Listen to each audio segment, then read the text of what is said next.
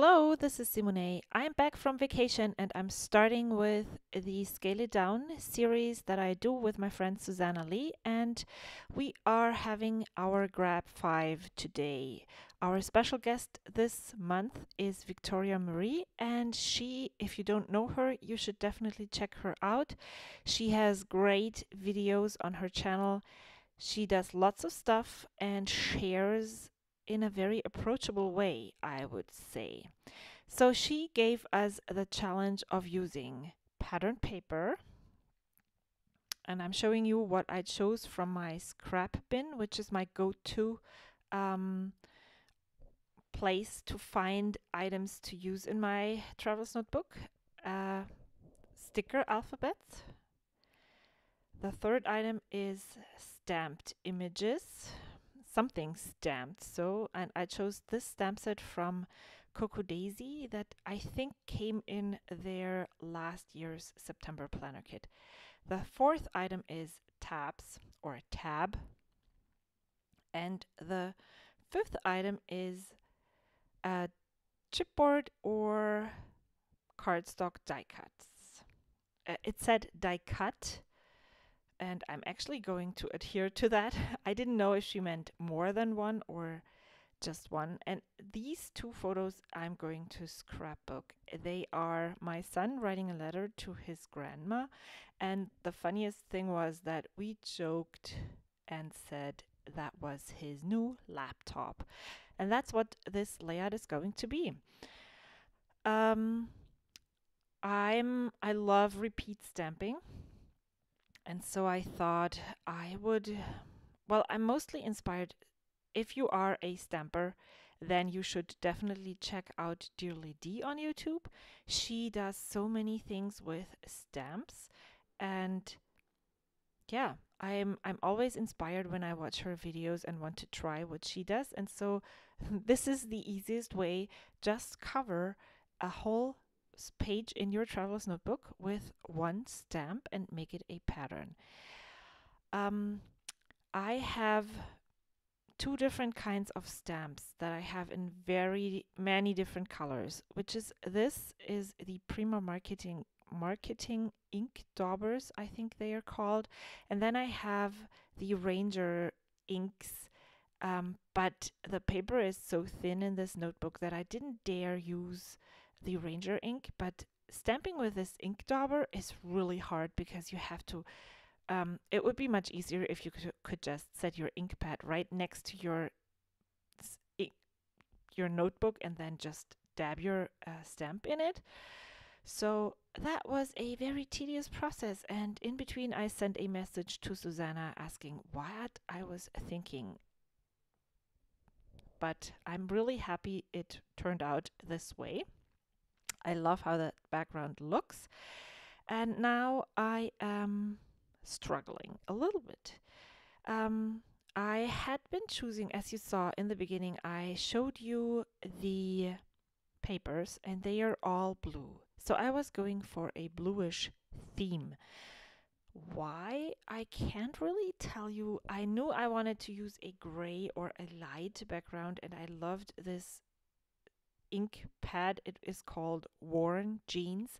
It's a very, very bluish, light bluish gray or grayish blue. I don't know which one. And so that was what I thought was going to determine my color scheme. And then I picked some die cuts from, actually, I have this box on my table or in my craft room, craft pantry, where these are all my purged die cuts. And when I need a die cut and I need to grab one, I just grab this box and look for stuff, which is really weird, but I tend to I should probably start thinking about the rest of my stash in a similar way. So when I use the die cuts that I purged, I don't really care if I cut them apart and then they don't work and I throw them out. Which you should actually probably be thinking about all of your die cuts because if you don't use them, they're a waste. If you cut them apart, if you reuse them to be something else, then you actually made like your your money's worth of that die cut if you paid for it. And even if you didn't pay for it and you got it in a design team package, there's requirements, which it is kind of like money. Doesn't matter if it's design team die cuts or paid for die cuts. Everything you don't use, you're actually wasting. So I really want to get the most use out of everything. And as you saw me struggling through this, you saw that I was trying to get this black and white polka dot pattern paper work. I was trying and went into my stash and thought about using a darker blue. And then by accident, I turned this polka dotted paper around, which was from the Coco Daisy planner kit for August. And it was this salmony red color, and it worked really, really well with my photos. It made them pop off the page. It made them part of the...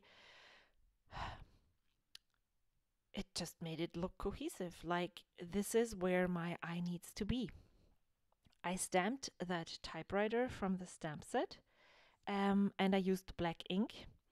And I covered up the heart because I had the idea that I was going to use a marker and use a different color and add in a heart later on. So I covered it up, and you saw me. I stamped it out 3 times because I actually wanted to use it like a die cut. But then I'm still using it like a die cut, but I wanted to layer it onto my photo somewhere. And that didn't work out. Then I had this brilliant idea to create my own tab, but before I stamp, I realize, oh, it's not going to work because it's not the same orientation. So I would have needed the same stamp, but with the speech bubble pointing the other way. Then that would have been a great idea. Now, I'm looking for a tab, and I'm thinking about using this paper or tracing a tab.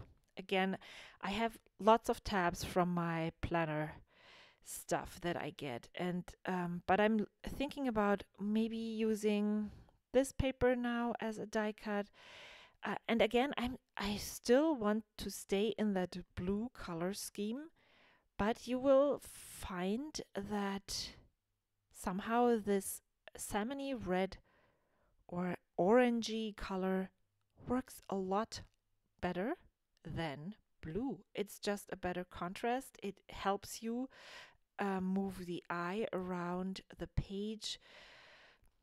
Yeah, it's like creating a visual triangle, and just having this in a different color makes it pop out more. I assume, I think. No, I know that this is it. I want something on that tab, and I have some, not very many, but some phrase stamps from Citrus Twist kits that I never use. And I was looking for a phrase that would work, and I found a phrase that says new perspective, which in regards to the wordplay that I'm doing with laptop and typewriter, I thought it would be really a nice twist on the title. So I'm done with that. Now I'm looking for, I still want to use that stamp that is in the background as an element on my page, just to bring it out more. And I really wanted to use a dark blue, because I'm still thinking blue, but I already stamped the typewriter in a black ink, and it looked really off when it was the blue ink. So I just pulled out my black ink, stamped it one more time, and then fuzzy cut it, and I'm thinking about putting it up there. You know, it's, how do I put this? So this is a very minimalistic page, as you can see. There is a tab, there's a stamp on the tab, then there is the hello. That's the only embellishments there. And then there's the typewriter on the left, which I'm also going to add my title with the sticker set there. Here I'm using a red marker to add the red heart. And then I'm still thinking that I'm going to use a die cut. I haven't used one actually. I count the stamped image of the speech bubble not as a die cut, but as a stamped image. And so I'm using that heart at the bottom there, because usually when I add die cuts, I create embellishment clusters. But here it just didn't look right. I didn't need it. This tab with the stamped new perspective was totally enough. And I probably should have, I knew it right in the beginning when I put it there, but I didn't want to believe it because when I scrapbook and I use on a 12 by 12 layout, I love to embellish and I love to add lots and lots of things. I love to create embellishment clusters. So it's just so far off the beaten path for me that it was hard to accept the fact that this is enough. So I'm using this Happy Day die cut as a die cut because I needed one. I think it adds a touch of black to the left side, which is okay. I wouldn't really need it, but it's good that it's there. Yeah, this is my finished page. I totally love how it turned out. I'm still surprised that I didn't need as much. Go and check out Victoria Marie and Suzanna and see what they created for this Grab 5 challenge. If you want to stick around, please subscribe to my channel and I will see you next time. Bye!